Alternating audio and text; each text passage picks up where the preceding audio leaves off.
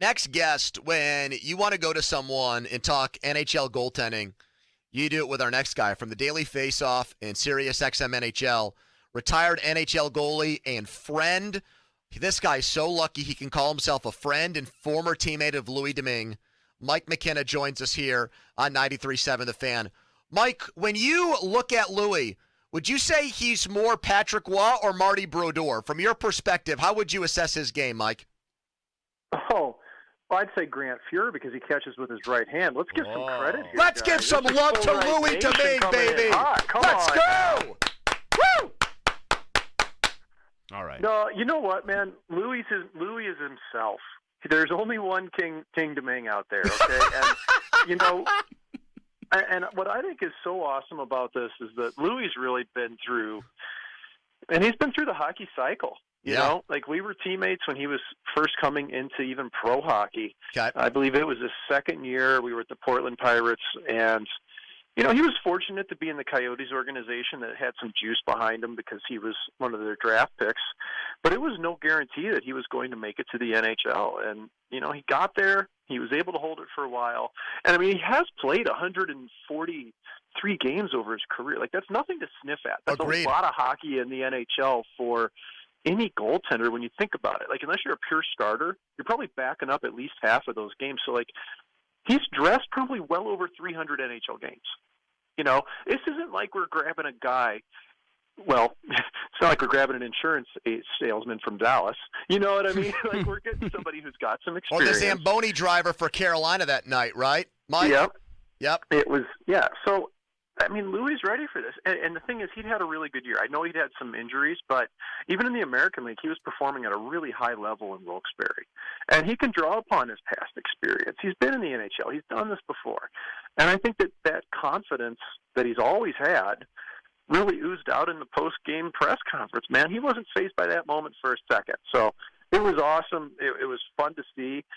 I hope Casey DeSmith is okay, just from a perspective that now they really need some depth in Pittsburgh.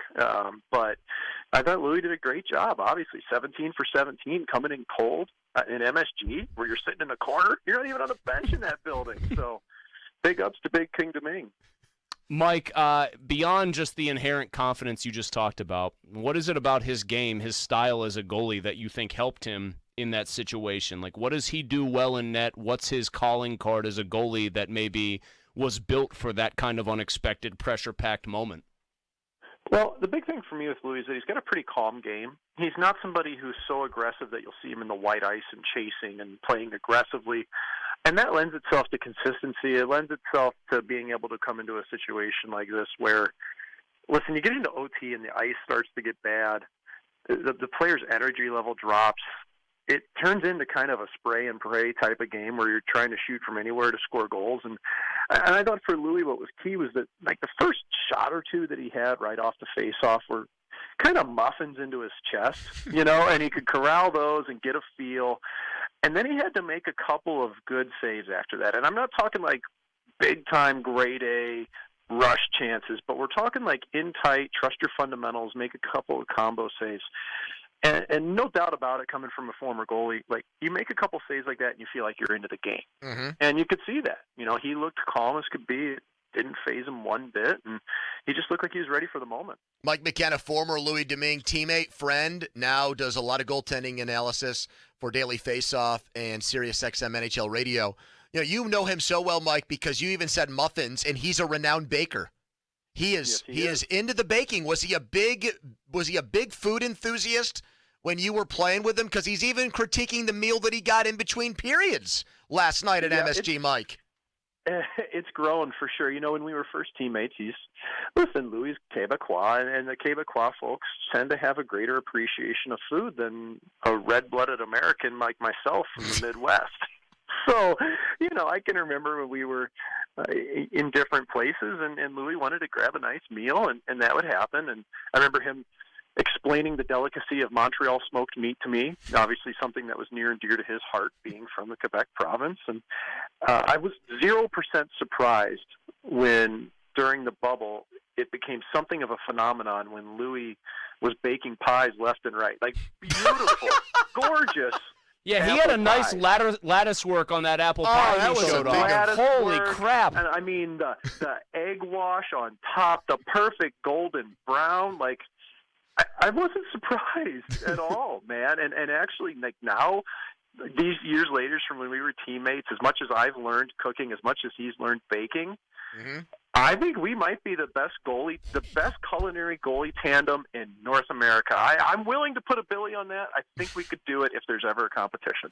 He also has to be insufferable about bagels, right? If he's talking about Montreal cuisine, because that's the other city in North America with New York. They talk about Montreal-style bagels all the time, too. You're right. You know, it's funny. I have a friend of mine from Montreal, several friends, but one friend in particular that when I was at school in upstate New York at St. Lawrence University, it was about 2 hours across the border to Montreal, and he would come down to see me, and every single time he'd bring sesame seed bagels for me, and I can't argue it. They're unbelievable. The problem is that they go right to my hips. You know, there's not a lot of good carbs in bagels, but man, maybe once a week or so, I'll indulge with one of those, baby, slap an egg and some bacon on there with an everything bagel. It may not be from Montreal, but I understand why a calling card is there. Mike McKenna's our guest, Louie Domingue, friend, former teammate, and goalie analyst for Daily Faceoff and NHL Radio. Mike, you touched on something talking about his journey to get to last night and the trials and tribulations of being what he was described as on the broadcast, a journeyman goalie.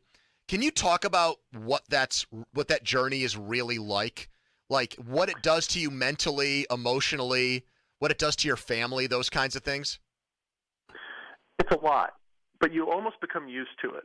It just becomes your reality that you're used to going to a new team every year, getting another one-year contract, starting in the American League, hopefully getting called up so you can make a little bit of money knowing you're probably not going to play unless the guy in front of you breaks his ankle. Like, that's just the life of it, man. And this wasn't really the route that I think Louie was destined for in a lot of ways, being a draft pick and having signed with the team. He's a fifth rounder. You know, myself, I didn't end up signing with Nashville, who I was drafted by. So for me, I was truly a journeyman. I never spent more than 2 seasons in one organization. And, you know, Louie's early part of his career was largely in Arizona. And since then, he's been around a lot. And he's coming after my jersey record. So I'm hoping to get some stability. But you just get used to it. You know, you get used to it's a skill to be able to walk into different locker rooms and meet everybody and meld within a team. And that's frankly part of the maturing process of a pro athlete. You know, you get into pro and you're just headstrong. You're going to make it. You're with one team the whole career. And soon you realize you got to be a good teammate. You got to practice hard every day. And when you get the chance, you got to perform just like Louie did last night. I think what's especially hard, though, about being that sort of journeyman goalie specifically is maybe other positions. Maybe you're a bottom six winger or something like that, Mike. You have a bad game. You still might get a couple more chances to go out there. If you're in Louie's shoes or skates, or you're in anybody else that's in a similar boat, you really get shelled in a particular game. That might be it because of the nature of the position. So I cannot imagine, given what goalies have to go through even in good times, what it's like to try to kind of climb out of that. If you're in that mode. Yeah, a big part of that, I mean, just look at contracts. Every team has 2 goalies that are destined to play in the NHL. If you're not on an NHL one-way or you're not in an entry-level contract, you're starting in the American League. That's what I faced. And you're right, one bad game or even as simple as a player coming back from injury and you're gone. You know, sometimes it didn't matter how good I played in the NHL. I wasn't going to stick. I can honestly say in my career, I don't think I ever had a chance to stick in the NHL unless something drastic had happened. As soon as somebody came back from injury, I was gone. Wow. And that's just kind of how things work because goalies, like you say, you don't have a depth role to fill. There's 2.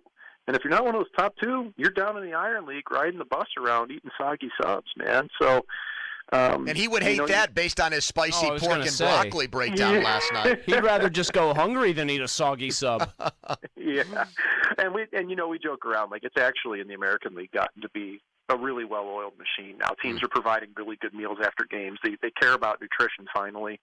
So I'm kind of living in the past when I say that, but it is true. You're riding the bus around. The travel's hard. Man, you got to love the sport and you got to be willing to grind because third goalies, even in the American League, they're still making good money. Mm-hmm. You're just not in the National League, and that's where you want to be. So the perception's a little bit different, but I think a third goalie is much more ready to step in and play for a lot of teams than people realize. Mike, last one for you. You know Louie Domingue better than anybody in Pittsburgh who's listening to this show right now. What do you think is going through his mind today, knowing that DeSmith still isn't able to practice, and now he's facing the pressure of not going in cold in relief and not being able to think about it? He's got 2 days to think about, I'm up 1-0, and I'm going to be in net for the Penguins at MSG in a playoff game tomorrow night. Well, just knowing Louie and how confident he can be, I think he's sleeping like a baby. I don't know if anything nice. phases him, man. Like, he's always had that innate confidence to his game. And I know it hasn't always translated into numbers. You know, the save percentage on his career is pretty pedestrian, but it makes a difference when you believe in yourself. And it helps you sleep easier leading up to a game. And that's probably something that I struggled with. It was hard for me to wrap my head around playing in the NHL because I had never been there on a full-time basis. It was hard for me. And I've seen Louie step into games, even his first one with Arizona. Like, guy played amazing the first time out. And I think a lot of that, again, just he believes in himself. He knows he can get it done.